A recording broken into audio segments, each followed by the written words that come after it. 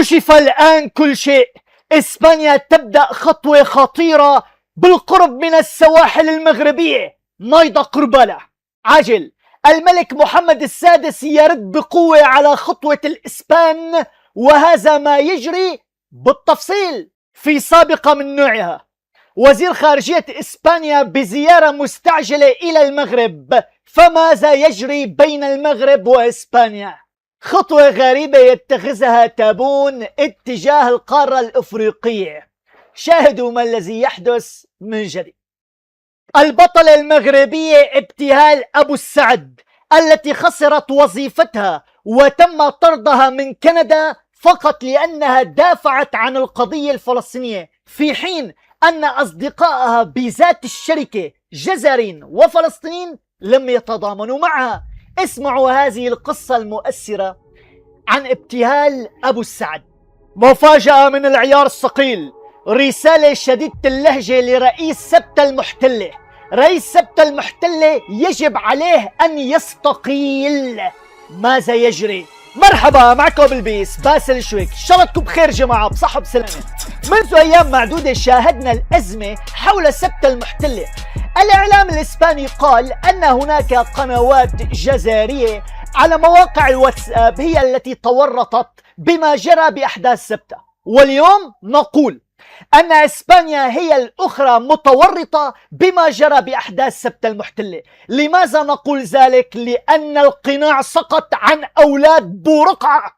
إسبانيا تحاول الآن توسع تمددها الاستعماري، خطوة مستفزة سوف نقف عندها بشكل مطول عند أحفاد بورقعة ماذا فعلوا بالقرب من السواحل المغربية. حان الوقت لوضع النقاط على الحروف، وكلنا ننتظر إشارة جلالة الملك محمد السادس. أتعلمون أن الملك محمد السادس إن أعطى الإشارة لن يمر 24 ساعة حتى تتحرر المدينتين المحتلتين؟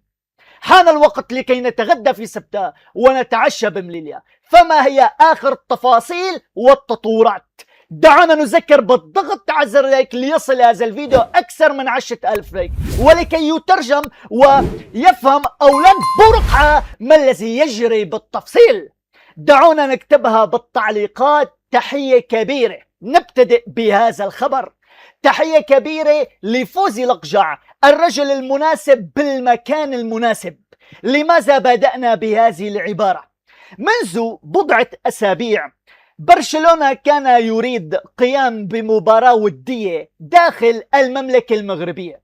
ألغيت هذه المباراة وقالوا أن الأسباب مجهولة، لكننا نعلم جيدا أن هناك ضغوط سياسية أدت إلى إلغاء مباراة برشلونة الودية. كيف رد فوزي لقجع على هذا التصرف الصبياني؟ فوزي لقجع، الجامعة الملكية المغربية لكرة القدم تمنع فتح أكاديميات كروية أجنبية بالمملكة المغربية. رد ناري.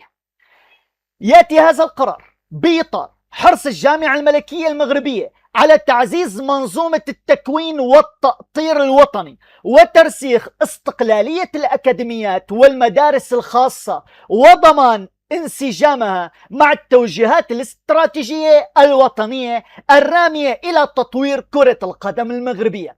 ما أجمل هذا الخبر. ها هو فوزي لقجع وضع النقاط على الحروف. كثرت الادعاءات والهرطقات بالآونة الأخيرة على لقجع، حتى أن الإعلام الجزائري كان يدعي أن لقجع سوف يستقيل نظرا لتوجهه السياسي. قيل أن حسين خرجي هو الذي سوف يكون بديل لقجع. إليكم هذا الخبر. حسين خرجي خرج عن صمته ليقول لقجع أفضل رئيس عرفته الجامعة الملكية المغربية لكرة القدم، ولا وجود للادعاءات التي تدعي على أن لقجع يريد المغادرة وأنا سوف أكون بديلا للقجع. حسين خرجي لماذا خرج عن صمته ووضح كل شيء؟ لأن الإعلام الجزائري كان يحتفل برحيل فوزي لقجع الذي لم يرحل ولم يتحقق. لهذه الدرجة شكل فوزي لقجع كابوس للإعلام الجزائري. على ما يبدو النجاحات المغربية الكروية بشكل عام شكلت كابوس لا يمكن للإعلام الجزائري أن يبتعد عنه. على سبيل المثال، كان السيدات بالمغرب، نعلم جيدا أن سيدات المغرب تأهلنا للنهائي. اسمع، المغرب الكاميرون، من سيتأهل قسال؟ كاميرون. حنشجع المنتخب الكاميروني، ان شاء الله المنتخب الكاميروني يتأهل الى نصف النهائي بالاداء والنتيجة. لا حول ولا قوة الا بالله. كالمعتاد الاعلام الجزائري يدعم الخصم على حساب المغرب. الكاميرون هي التي سوف تفوز وهرطقات وامور عدة. الامر الغريب ان الاعلام الجزائري ملتهي بكل ما هو يخص المغرب ويتناسى ما يحدث داخل البلاد من أزمات وفضائح. بطلها القرار الجديد الذي صدر عن تبون. اسمعوا، النظام الجزائري الذي عجز عن اقتناء طائرات لإخماد الحرائق وعن شراء حافلات جديدة رغم الحوادث اليومية التي تحدث بشوارع الجزائر وانقلاب الحافلات والسيارات المهترئة وتدهور أوضاع البلاد وفقدان المياه، تابون أعلن عن تقديم دعم عسكري 4 مروحيات من أموال الشعب الجزائري قدمها النظام الجزائري إلى النيجر. وقال تابون أن الجزائر لديها مركز كبير بإفريقيا، لذلك اليوم بدأت تعطي الدول الأفريقية هذه المزايا والهدايا والهبة العسكرية. أتعلمون ما هو الأمر الغريب؟ أن هناك تقارير دخلت من داخل النيجر لكي تقول أن الجزائر أعطتنا الخردة ديال الاتحاد السوفيتي والآن تريد أن تمننا عندما تخرج لتدعي أنها الأولى أفريقيا. على ما يبدو عقدة أومروك انتشرت داخل الجزائر، وعوضا عن شراء طائرات لإخماد الحرائق الجزائر تعطي المنح والطائرات للنيجر. عيش نهار تسمع أخبار. وليس هذا فقط، إن كنا نريد أن نقف عند جدل أكبر، هذه الصورة جرى اجتماع ليلة الأمس وحضره بن بطوش. شاهدوا الطاولة المأدبة ديال العشاء، شاهدوا أموال الشعب الجزائري. لماذا بن بطوش أجرى هذه المأدبة؟ بعد أن اعترفت كولومبيا بمغربية الصحراء وسحبت اعترافها من جمهورية الوهم، النظام الجزائري حاول من جديد إعطاء دعم وهمي للبوليسارو عن طريق مأدبة العشاء، أي أن البوليسارو لم تهتم لسحب كولومبيا من اعتراف جمهورية الوهم. والحقيقة عكس ذلك تماما. البوليسارو ماذا فعلت؟ بكل اختصار تهجمت على كولومبيا ورفضت خطوة كولومبيا بعد أن قامت كولومبيا بالاعتراف بمغربية الصحراء. على ما يبدو البوليسارو الانفصالية ترقص رقصة الديك المذبوح، لأنه لم يتبقى إلا أيام معدودة، خصيصا بعد قرار الكونغرس الأمريكي ليلة الأمس الذي أكد من جديد على ضرورة تصنيف الجبهة كونهم جماعة إرهابية. وعلى هذا الأساس الجبهة الانفصالية لم يتبقى لها إلا أن تحفظ ماء وجهها. كيف؟ الضغوط الدولية وخصيصا الأمريكية دفعت قيادة البوليسارو إلى الانشقاق فيما بينهم، وبدأوا بالتلميح بقبول الحكم الذاتي. طبعا نحن نعلم جيدا إنما هي خطة، والبوليسارو الانفصالية لا يمكن أن يؤتمن جانبها، وكل ما يخرج عنها إنما هي هرطقات ليس لها أصلا لا ثقة بالجزائر حتى يكون هناك ثقة بالبوليسارو. الجزائر التي دائما تخرج وتقول أنها مع القضية الفلسطينية ظالمة أو مظلومة. اسمعوا ما الذي جرى مع المرأة المغربية ابتهال أبو السعد لنفهم كل شيء. ابتهال أبو السعد اختارت أن ترفع صوتها دفاعا عن فلسطين، وخسرت بسبب موقفها وظيفتها بشركة مايكروسوفت العالمية، واليوم سوف يتم ترحيلها من كندا وعودتها إلى المغرب. الأمر العجيب أن هناك موظفين كانوا بنفس الشركة جزائريين وفلسطينيين، وعوضا من التضامن مع ابتهال أبو السعد ماذا فعلوا؟ اكتفوا بالصمت وكأنهم ليس لهم علاقة. شاهدوا ما الذي جرى. نوجه تحية كبيرة لهذه البطلة المغربية التي اختارت أن ترفع صوتها ضدا بالظلم.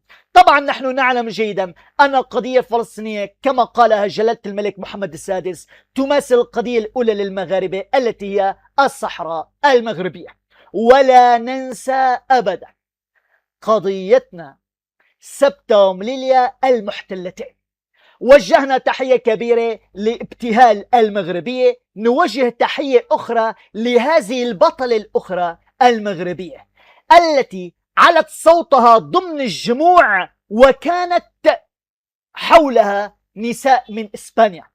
شهدت مدينة سبتة المحتلة مظاهرات عديدة شارك فيها الآلاف من الأشخاص على خلفية أزمة الهجرة الأخيرة، ودعت إليها الأصوات إلى ترحيل المغاربة وترحيل مغاربة سبتة ومليليا حتى من داخل المدن. على صوت هذه المرأة المغربية لكي يخرس الأصوات الأخرى قائلة سبتة ومليليا مغربيتان.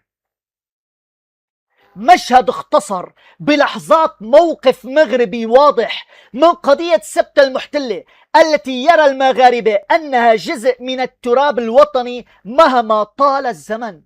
تحية كبيرة لهذه الأصوات المغربية الحرة التي ارتفعت وسط الحشود وقالتها بكل شجاعة سبتة ومليليا مغربيتان. وعلى هذا الأساس نقول أن المغرب لن يسكت أبدا عن تحرير أراضيه المحتلة. السؤال المحزن والذي يدعو إلى الاستفسار: أين الدول العربية؟ لم نسمع صوت دولة عربية واحدة تدافع عن مغربية سبتة ومليليا، خصيصا مع أزمة الهجرة التي حدثت بالآونة الأخيرة، وخصيصا مع تهجم إسبانيا الآن على سواحلنا المغربية. أين الدول العربية؟ باستثناء الإمارات. الحق يقال، لأن الإمارات أول من دافع عن مغربية سبتة ومليليا المحتلتين ورفضت الأفعال التي تأتي من القيادة الإسبانية. وعلى هذا الأساس الإمارات الصوت العربي الوحيد الذي اصطف بجانب المملكة المغربية ضد هذه الدول الأوروبية. أما باقي الدول نعلم أن الجزائر حرضت وفق ما قاله القضاء الإسباني، وأيضا بعض وسائل الإعلام مصرية. لا يسعنا أن نقول إلا لا حول ولا قوة إلا بالله. أين تونس؟ لماذا لا تتحدث؟ تونس والجزائر والإعلام المصري وهناك دول عدة عربية مختفية ولا وجود أبدا لأي تعليق. تتحدثون عن اتحاد مغرب عربي، ونرى أن الجميع يسكت الآن عندما نرى دولة أوروبية تريد سرقة مدن مغربية من المغرب الذي هو الجار. معيب وعار عندما نرى أن كل الدول العربية صمتت عن أزمة سبتة ومليليا المحتلتين. هناك البعض الآن يحاول اقتحام أزمة سبتة المحتلة، وهنا الحديث عن البوليسارو الانفصالية. البوليسارو تتفاعل مع أحداث سبتة المحتلة وتطالب إسبانيا بمحاسبة المغرب، لأن المغرب هو الذي تقاعس عمدا حسب ادعاء البوليسارو من أجل إحداث هذه الفوضى. وأكثر من ذلك، تم الادعاء على أن هناك اتفاقيات مغربية أمريكية لخدمة إسرائيل، لأن إسبانيا كانت بالآونة الأخيرة صوتها واضح اتجاه دعم القضية الفلسطينية. لن نعلق على هرطقات البوليسارو، لأن هرطقات البوليسارو لا يعلق عليها، إنما هي فقاعة ليس إلا، وصوت لا يسمعه أحد. أصلا نحن نعلم جيدا أن مثل هذه الأصوات هي التي كانت تحرض على أزمة سبتة المحتلة، ولسنا نحن من نقول، بل الصحافة الإسبانية التي أكدت وفق تحقيقات من الاستخبارات الإسبانية وقالت أن هناك صفحات بأرقام جزرية على مجموعة الواتساب هي التي حرضت على أزمة سبتة المحتلة. لكن المفاجأة الأخرى، ليست الجزائر وحدها من تورطت بأزمة سبتة المحتلة، بل على ما يبدو صفحات إسبانيا. ماذا يعني هذا؟ هل هذا يعني أن إسبانيا كانت تريد هذه الأزمة الكبيرة؟ هل هناك أهداف أخرى تخدم الجانب الإسباني؟ بكل اختصار نعم. إن شاهدنا ما الذي يجري الآن، أولا إسبانيا شددت إجراءات دخول حاملي التأشيرات، وألمانيا عادت مغاربة رغم توفرهم على الفيزا. هذا يعني إسبانيا طلبت من ألمانيا ومن باقي الدول الأوروبية تشديد الخناق على المغاربة رغم توفرهم على التأشيرات والفيزا. هذا الخبر يعتبر مستفز على الإطلاق. وليس هذا فقط، سفارة إسبانيا بالرباط حذرت المغاربة من أن تعود موجة الهجرة من جديد. وأعلنت إسبانيا عن إلغاء إجازات عسكري ثابتة تحسبا لمحاولة عبور جماعي جديدة، أي أنه لن تمنح إسبانيا عطل أو إجازات للعسكريين المتواجدين من أجل ماذا؟ حماية الحدود حسب ما قالوا، لأن هناك موجة هجرة جماعية جديدة. كيف علمت إسبانيا أن هناك موجة هجرة جماعية جديدة؟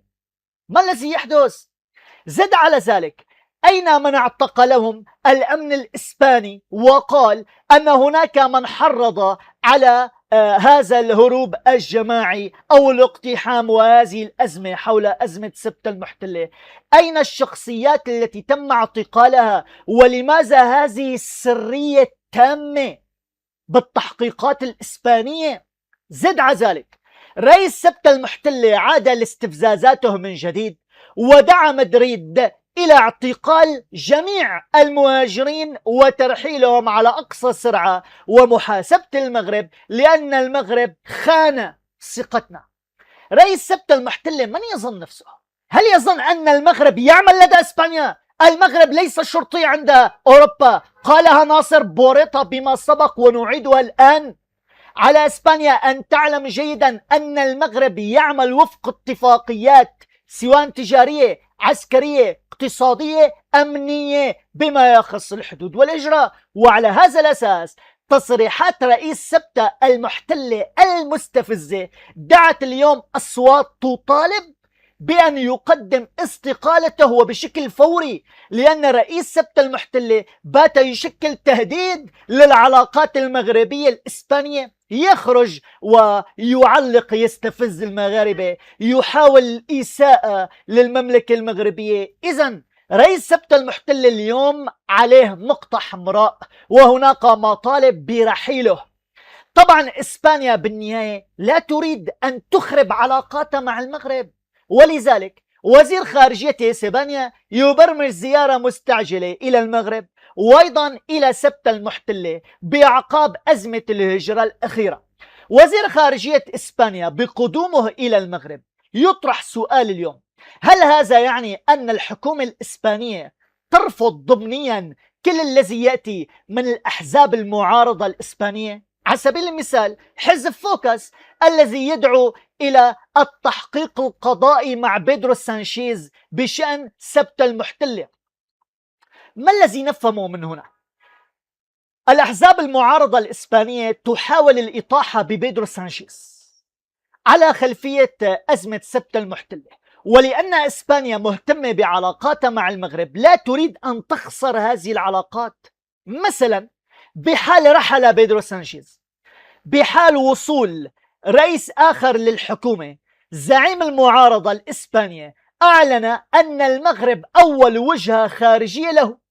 كشف زعيم الحزب الشعبي الإسباني ألبرتو فيخو عن أول وجهة سوف يقوم بها بحال حصد هو الأصوات وأصبح رئيس الحكومة الإسبانية عوضا عن بيدرو سانشيز، وقال إن أول وجهة سوف أقوم بها هي زيارة المملكة المغربية وتوقيع اتفاقيات عدة سواء اقتصادية، أمنية، بما يخص الهجرة أيضا. وقال: لدي علاقة جيدة مع المغرب وأنا أهتم جدا من أجل توطيد هذه العلاقات.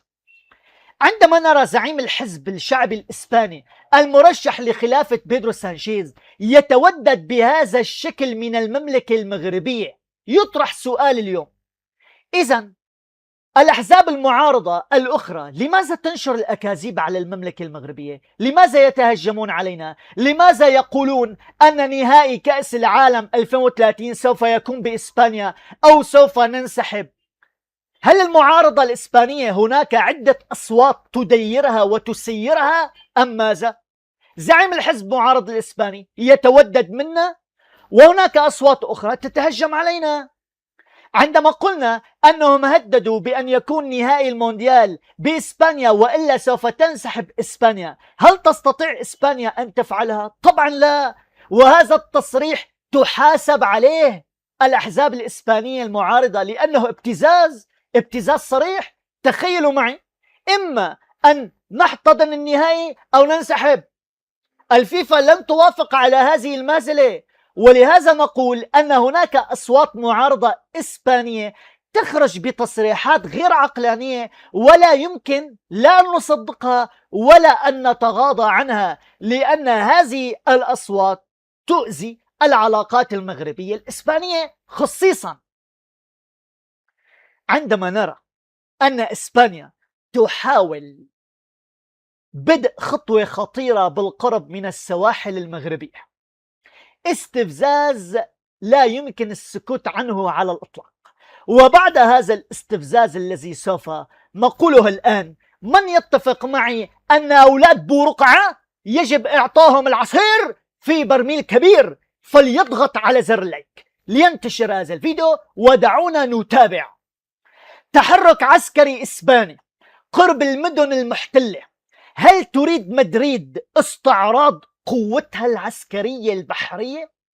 أمرت القيادة العسكرية الإسبانية وفق معطيات إعلامية متداولة فرقاتين تابعتين للبحرية الإسبانية باختراق السواحل المغربية بتحرك وصف بأنه شديد الخطورة وغير مفهوم، بخطوة أثارت تساؤلات بشأن خلفياتها ورسائلها بظل حساسية الوضع الإقليمي والعلاقات بين الرباط ومدريد.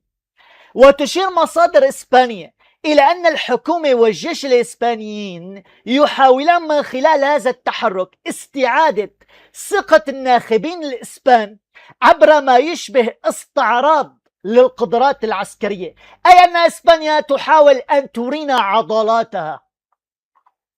يأتي هذا التحرك بوقت تحظى فيه التحركات العسكرية الإسبانية قرب المناطق المتاخمة للسواحل المغربية باهتمام خاص، بالنظر إلى حساسية الملفات المرتبطة بالمدن المحتلة والتوازنات الأمنية بغرب المتوسط. ويرى مراقبون مغاربة أن مثل هذه التحركات تعتبر استفزازية بشكل كامل للغاية، وعلى ما يبدو إنما هي نية لكي توسع إسبانيا استعمارها بحجة أنها تدافع عن المدن المحتلة من أي أزمة هجرة جديدة قد تطرق بابها. إذن إسبانيا ردت على ما يبدو عسكريا بهذه الخطوة الاستفزازية بالقرب من السواحل المغربية. يتساءل المعلقين الإسبان اليوم كيف سوف يرد المغرب على هذا الاستفزاز؟ خرج أحد الشخصيات السياسية البارزة ليقول إن المغرب لا يستفز. مناورات إسبانيا البحرية أمام اختبار الرد الهادئ للرباط. نعلم جيدا ما يميز الدبلوماسية المغربية أنها ترد بعقلانية، وجلالة الملك محمد السادس يرد الصاع بصاعين لكن بهدوء ورزانة. تفتح التحركات الأخيرة للبحرية الإسبانية سؤال بارز: كيف سوف يرد المغرب على هذه الخطوة؟ ويرى محلل سياسي إسباني شهير أن المغرب سوف يرد على هذه الخطوة بضربة دبلوماسية لا يمكن أن تخطر على بال الإسبان، نظرا لما اعتاد المغرب على فعله منذ سنوات مع كل شركائه التجاريين العسكريين. لأننا نعلم أن المغرب لا يسكت أبدا على من يتجاوز حدوده، وعندما نرى السفن الإسبانية تحاول اختراق السواحل المغربية إنما هذا يعتبر تجاوز خطير. إذن الإسبان اليوم متخوفين من ردة فعل المغرب، خصيصا أن المغرب بات يطلق دراسات لتطوير أسطوله البحري لجعله أسطول بحري قوي تنافسي. نعلم منذ مدة 3 سنوات أو 4 سنوات المغرب يهتم بتعزيز أسطوله البري والجوي بشكل كبير جدا، خصيصا بالاتفاقيات العسكرية مع أمريكا. باتت اليوم أمريكا الوجهة الرئيسية الأولى من أجل احتضان المغرب الأسلحة المتطورة. عندما نقول أن المغرب الآن يتجه لتعزيز أسطوله البحري، هذا يعني أن المغرب بات لديه وما شاء الله، اكتب لنا ما شاء الله، قوة عسكرية برية جوية بحرية، وهذا ما يسير رعب الإسبان. ويطرح سؤال: هل سبتة ومليليا سوف تستطيع إسبانيا إدارة الجغرافيا بمنطق الماضي، أم أن منطق الماضي وهو الاستعمار الذي بذات الوقت الإسبانيين يحاولون تهميش قضية سبتة ومليليا المحتلتين، رغم أن إسبانيا ترفض الاستعمار؟ يا سبحان الله، ترفضون الاستعمار وتستعمرون بلادنا. وعلى هذا الأساس لم يعد هناك أي مبرر لتواجد الإسبانيين داخل سبتة ومليليا المحتلتين، وفق ما قاله السفير الأمريكي لدى إسرائيل الذي قال: نستغرب تواجد إسبانيا بشمال أفريقيا. بأي منطق تتواجد قوات إسبانية يتواجد إسبانيين بشمال أفريقيا؟ وقال حينها السفير الأمريكي على إسبانيا أن تعيد مراجعة أفعالها وتعيد هذه المدن المحتلة إلى أصحابها، أي إلى المملكة المغربية.